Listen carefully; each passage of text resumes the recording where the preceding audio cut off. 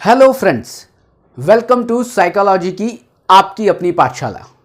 Psychology की पाठशाला के पिछले वीडियोस में हमने अल्बर्ट बंडूरा की सोशल लर्निंग थ्योरी डिस्कस की थी। फिर हमने कोहलर और कोफका की इनसाइट जो लर्निंग थी वो भी डिस्कस की थी। आज एक बहुत ही इंपॉर्टेंट टॉपिक आज भी डिस्कस करने वाले हैं और वो टॉपिक है कॉग्निटिव लर्निंग, जिसे आप हिंदी में कहते हैं संज्ञानात्मक सीखना। क्योंकि कुछ लोग कहते हैं कि लेटेंट लर्निंग होती है, कुछ लोग कहते हैं क्लासिकल कंडीशनिंग से सीखना होता है, कुछ लोग कहते हैं नहीं साहब इंस्ट्रूमेंटल कंडीशनिंग से सीखना होता है, कुछ लोग कहते हैं रीइंफोर्समेंट से सीखना होता है।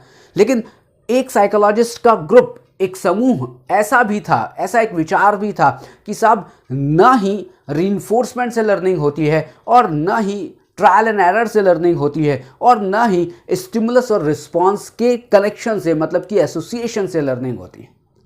बल्कि कॉग्निटिव लर्निंग क्या कहती है? कॉग्निटिव लर्निंग तो कहती है कि साफ दिमाग से लर्निंग होती है। दिमाग का मतलब, मैं बहुत मजाक कर रहा हूं, दिमाग का मतलब है कि हायर मेंटल प्रोसेस।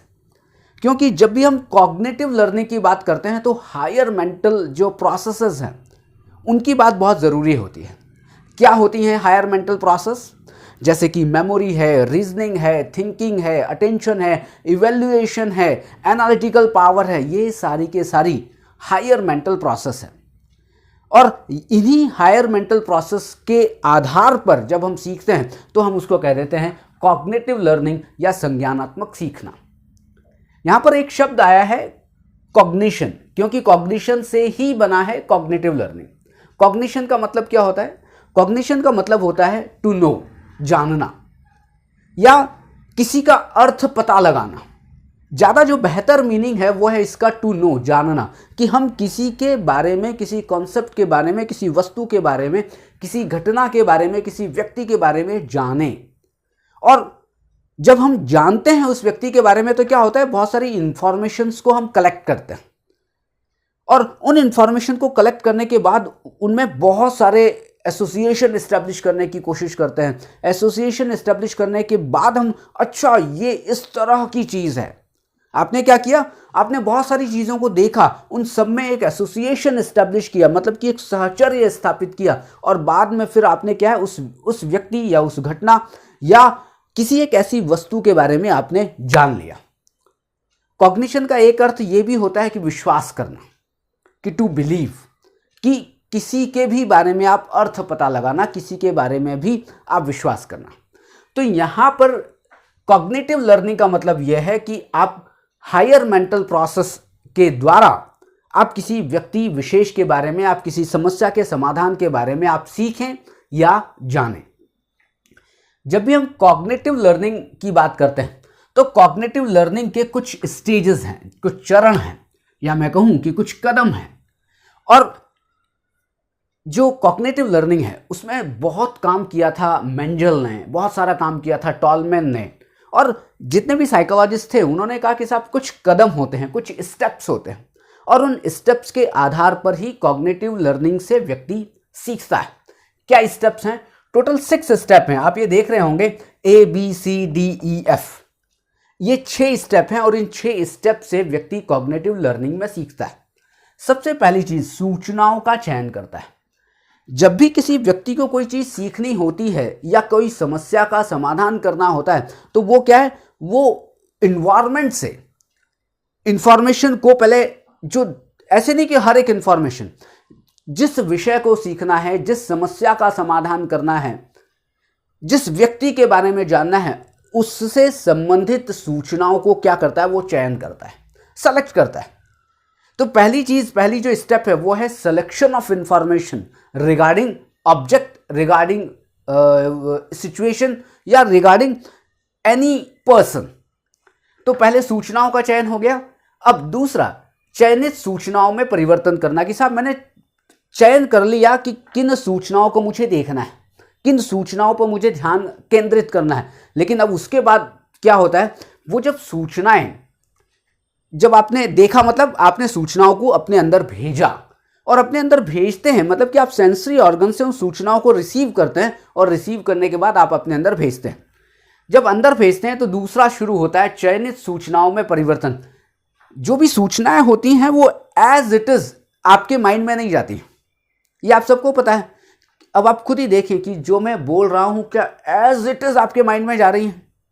नहीं साहब, विवेक ने जो भी कुछ कहा हर शब्द मुझे याद है, हर शब्द मेरे अंदर जा रहा है। नहीं, आप क्या करते हो कि जो मैं कह रहा हूं, आप जो सीखना चाहते हो, आप कुछ संकेत के माध्यम से, कुछ कोड के माध्यम से, कुछ इंप्रेशंस के माध्यम से आप उन सूचनाओं को आप अपने अंदर भेज रहे हैं। तो जो आपने ओरिजिनल सूचना से आपने कोड बनाए, ओरिजिनल सूचना से आपने इंप्रेशन बनाए, तो वो जो इंप्रेशन बनाना हुआ उसको कहते हैं चयनित सूचनाओं में परिवर्तन करना। आप बात समझे होंगे कि आपने क्या किया, ओरिजिनल, बिल्कुल ओरिजिनल जो इंफॉर्मेशन है वो हमारे अंदर नहीं जाती है। आप क्या करते हो, कुछ संकेत के माध्यम से अपने अंदर भेजने की कोशिश करते हो। जो संकेत है, जो इंप्रेशन है, वो इंप्रेशन क्या है, आप, इसका मतलब है कि आपने उन सूचनाओं में कुछ ना कुछ परिवर्तन किया है अपने आधार पे या अपने अकॉर्डिंग। तीसरी बात, आपने सूचनाओं में परिवर्तन कर लिया। तीसरी बात यह है कि अब सूचनाओं के बीच सहचर्य स्थापित करना, क्योंकि मैंने अभी कहा था कि किसी भी विषय को सीखना है तो आप उसके डिफरेंट पहलुओं को पहले ऑब्जर्व करते हैं, आप उसको अंदर ले जाते हैं। अंदर ले जाने के बाद बहुत सारी चीजें, मतलब कि बहुत सारे डायमेंशन है, एक डायमेंशन का दूसरे डायमेंशन से, दूसरा का तीसरे डायमेंशन से, तीसरे का चौथे, मतलब सारे के सारे डायमेंशंस के बीच एक एसोसिएशन एस्टैब्लिश करता है। मतलब कि एक नए तरह का एक परसेप्शन करते हैं, नए तरह से उन सूचनाओं को जोड़ने की कोशिश करते हैं। क्यों नए तरीके से सूचनाओं को जोड़ने की कोशिश कर रहे हैं? क्योंकि आप वो विषय सीखना चाहते हैं।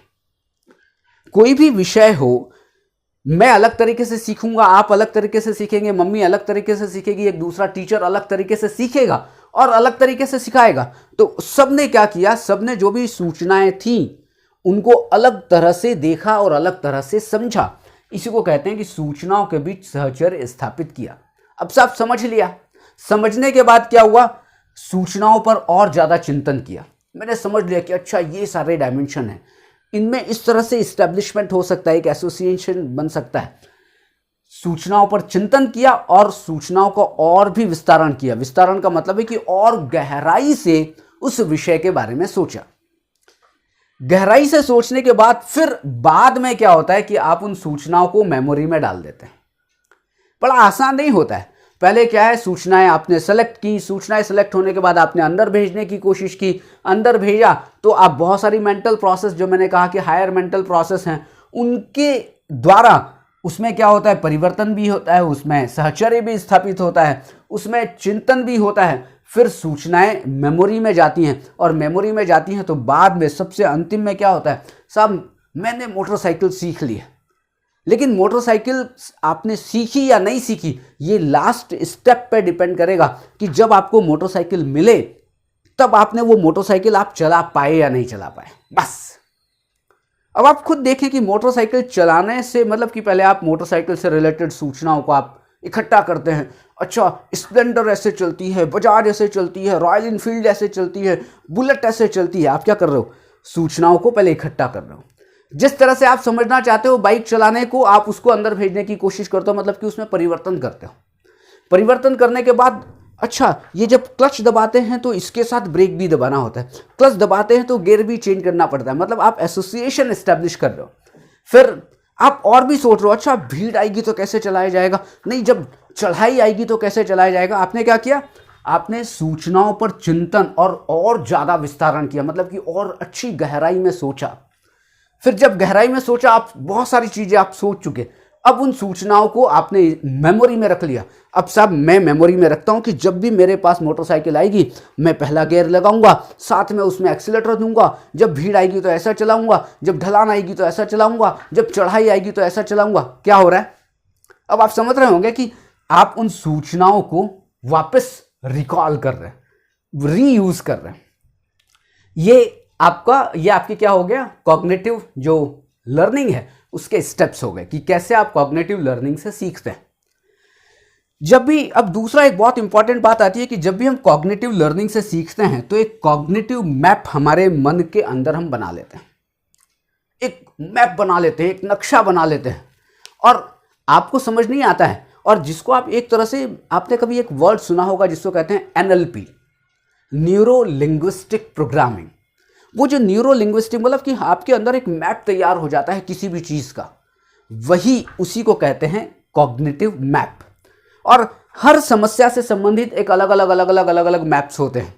तो आप ये कहेंगे कि साहब दिमाग भर तो नहीं जाता है, साहब दिमाग बहुत बड़ा है, उसकी मेमोरी बहुत ज़्यादा है, दिमाग भरता नहीं है, लेकिन अलग अलग तरह से वो मैप चेंज होता रहता है। जैसे अलग प्रॉब्लम आई, अलग तरह से मैप बन गया, दूसरी और प्रॉब्लम आई, अलग तरीके से मैप बन गया। मैथमेटिक्स आप याद करोगे, अलग तरह से कॉग्निटिव मैप बनेगा। भूगोल आप याद करोगे, अलग तरह से कॉग्निटिव मैप बनेगा। तो ये कॉग्निटिव मैप बन के तैयार हो जाता है। और ये जो आप देख रहे हैं ना, ये जो हमने 6 स्टेप्स हमने जो देखे, उससे क्या होता है, एक कॉग्निटिव मैप तैयार होता है। कॉग्निटिव मैप तैयार हो गया। अब एक मेंजल, एक बहुत ही फेमस साइकोलॉजिस्ट हैं, और उनका इस कॉग्निटिव लर्निंग पे एक बहुत इंपॉर्टेंट एक एक्सपेरिमेंट है, उसको देखते हैं, क्योंकि ये जनरली पूछा जाता है एग्जाम में। देखिए मेंजल साहब ने क्या किया, 4 चिंपांजी लिए। पहले भी हमने चिंपांजी की बात की थी। यदि आपने इनसाइट लर्निंग नहीं पढ़ी हो तो इनसाइट लर्निंग में एक कोहलर ने एक एक्सपेरिमेंट किया था चिंपांजी के ऊपर।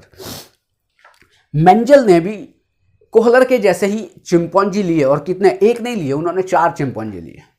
और चारों को क्या किया, चारों को एक गार्डन में, एक बाग में, एक जो भी आप समझते एक मैदान में, उस मैदान में चारों को घूमने के लिए छोड़ दिया। बहुत देर तक वो चारों चिंपांजी घूमते रहे। वो इधर भी देखते, उधर भी देखते, उधर भी देखते, सब तरफ वो देखते रहे। मतलब कि उस सारी के सारी इंफॉर्मेशन को वो कलेक्ट करते रहे। एक जगह का दूसरे कोने से, दूसरे कोने का तीसरे कोने से, कहीं ना कहीं संबंध आप देखते रहे हो। अब देख लिया, देखने के बाद कुछ दिनों के बाद उन्होंने क्या किया, एक चिंपांजी को लिया अपने साथ, और उन्होंने क्या किया, खाने के कुछ चीजें थी, तो चिंपांजी को लेके उसको दिखा के, मतलब कि चिंपांजी को दिखा के कि देखो मैं यहाँ छुपा रहा हूँ, दूसरी में वहाँ छुपा रहा हूँ, तीसरी में वहाँ छुपा रहा हूँ, चौथी में यहाँ छुपा रहा हूँ। उन्होंने लगभग 16-17 जगह उस खाने की चीज़ों को छुपा दिया। किसके साथ, एक चिंपांजी के साथ। वैसे ही उन्होंने फिर चिंपांजी को बाहर कर दिया।